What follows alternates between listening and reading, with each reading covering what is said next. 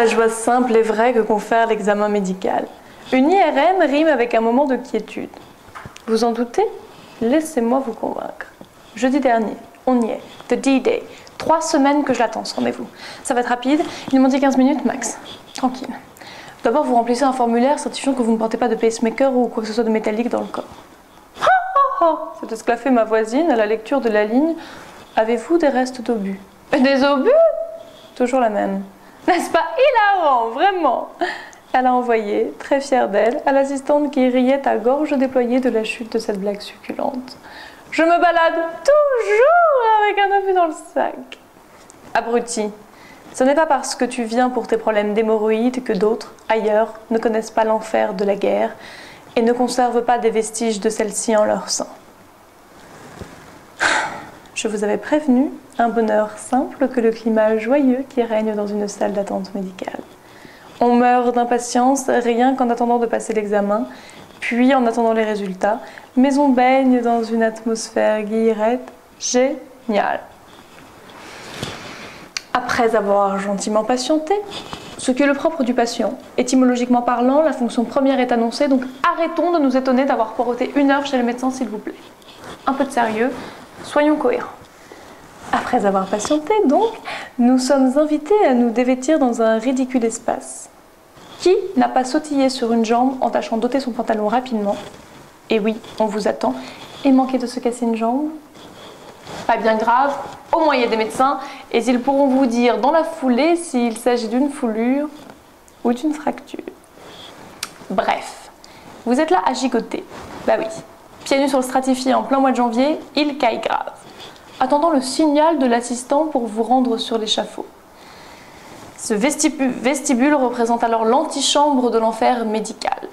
L'attente devient interminable, même si elle n'est longue que de quelques minutes cette fois. Le moment est venu, tant redouté, et c'est bien dommage de le vivre vêtu d'une culotte et d'une chemise sans soutien-gorge. Fallait prévoir le coup, mesdemoiselles, et mettre un haut long couvrant. Mais non, of course, on se rend jusqu'à la table du dernier souffle, mortifié de honte, car culotte affreuse et jambes pas épilées. Évidemment, l'assistante est un homme, ajoute au malaise.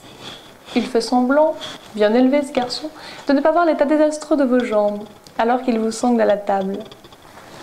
Le stress est à son comble. Si on vous attache, c'est clairement qu'il y a des risques de prendre la fuite pendant l'examen tant c'est douloureux. Help. Et là, il vous explique d'un ton extrêmement didactique que plus vous serez calme, moins vous serez stressé. J'avais compris, c'est un pléonasme, cher monsieur. Plus vous serez détendu, no comment, meilleurs seront les clichés. Understood? Je tremble comme une feuille, mais je n'en laisse rien paraître. Du moins, je l'espère.